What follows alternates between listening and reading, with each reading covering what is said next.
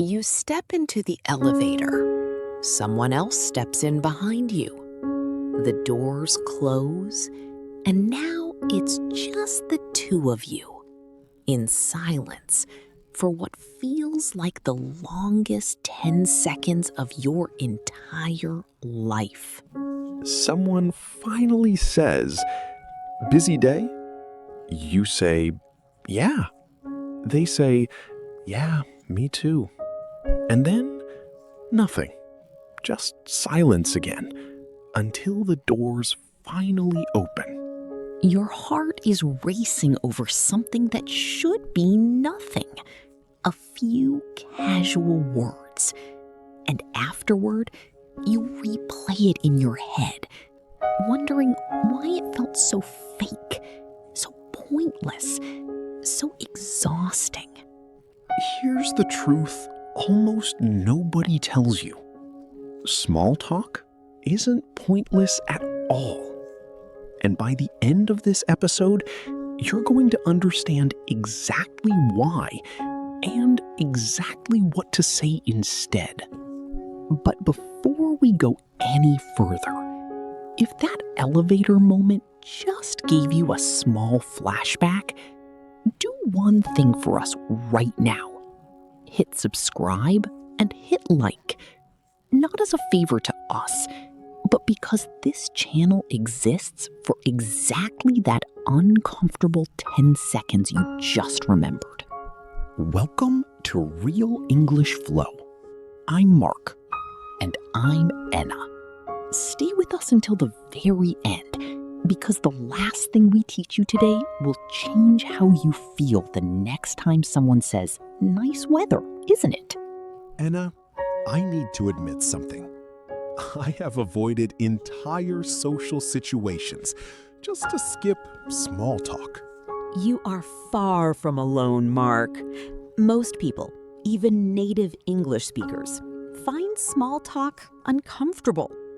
But for English learners specifically, it feels even worse because it seems pointless. Why practice English on a conversation about weather? Exactly. It feels like wasted words. Why not just skip to something real? Here's the promise for today. By the end of this episode, you'll understand the real hidden purpose behind small talk. And you'll walk away with the exact phrases to start it, keep it going, and end it gracefully, without that painful silence. Before we continue, tell us honestly in the comments, on a scale from 1 to 10, how much do you personally dread small talk in English? No judgment here. We've all felt it. And if you've avoided parties, meetings, or even friendships because small talk felt too hard or too fake, this episode is exactly for you. Because the problem was never your English. It was a misunderstanding about what small talk is even for. Let's fix that misunderstanding right now. Here's the biggest secret about small talk. It was never really about the weather or the traffic or the questions themselves. Those words are just the surface. Then what's actually happening underneath? Small talk is a social signal. It's your brain's way of saying, "I see you, I'm friendly, I'm not a threat, and I'm willing to connect." But topic doesn't matter nearly as much as the tone and the effort. So when someone says, "busy day," they're not actually asking for a detailed report of my schedule? Exactly right. They're offering a small, safe signal of friendliness and hoping you'll send one back. It's less like an interview question and more like a handshake made out of words. A handshake made out of words. That completely changes how I see it. It's not fake. It's just a different kind of communication than I expected. Now here's why it still feels so exhausting, especially for English learners. Your brain treats small talk like a performance test instead of what it actually is, a low-stakes social ritual. That's exactly what happens to me. I stand there thinking, what's the perfect grammar for this? What if I say something wrong? And that pressure is completely self-created because small talk has almost no real stakes. Nobody is grading you. Nobody remembers your exact words 5 minutes later. But your brain treats it like an exam. And that mismatch is exactly what drains you. So the fake feeling isn't from the conversation itself. It's from the pressure I'm putting on myself during it. Precisely. Once you stop treating it as a test and start treating it as a small, friendly ritual, the exhausting feeling starts to disappear almost immediately. Mark, when someone asks you, "How are you?" in a casual setting, what do you usually do?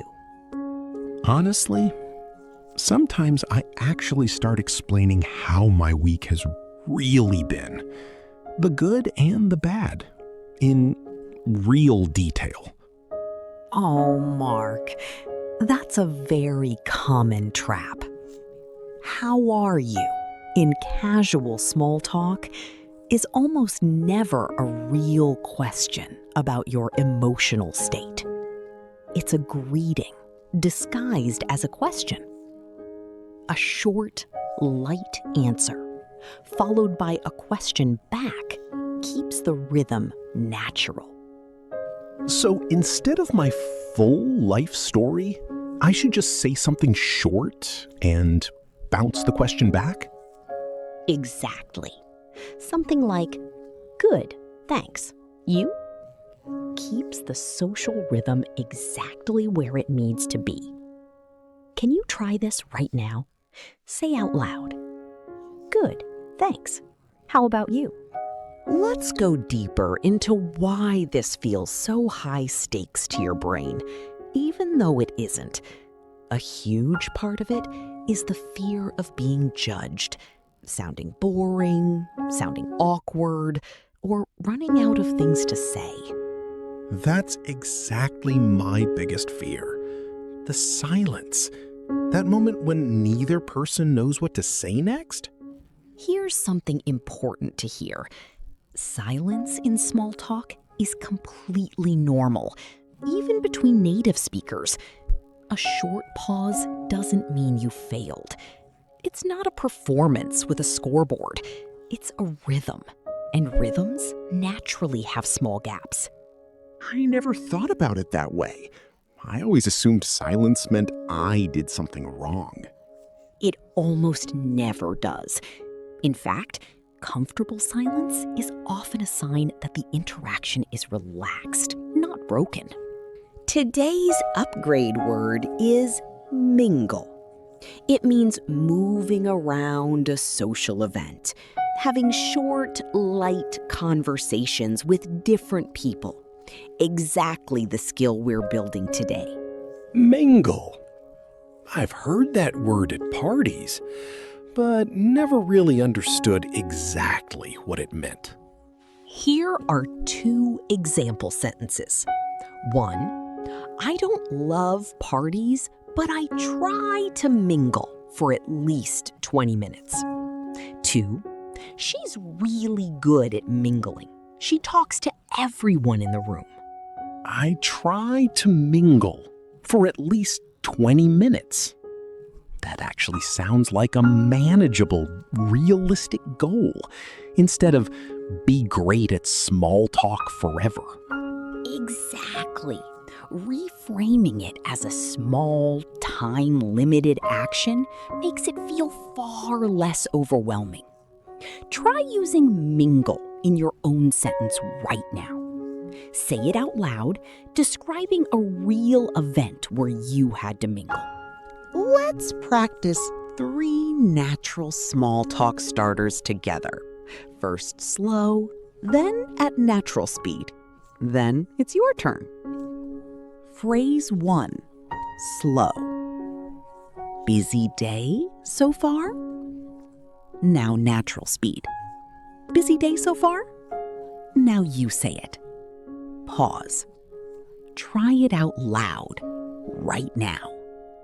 Phrase 2. Slow. How's everything been going? Now, natural speed.